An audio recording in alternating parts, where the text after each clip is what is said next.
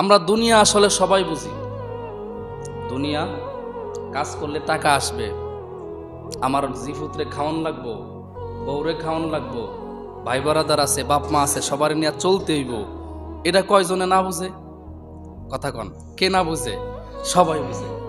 এটা সবাই বুঝে যে আমার দুনিয়াতে চলতে হইব, দুনিয়াতে থাকতে হলে টাকা পয়সা কামান লাগবো, এটা কিন্তু সবাই বুঝে।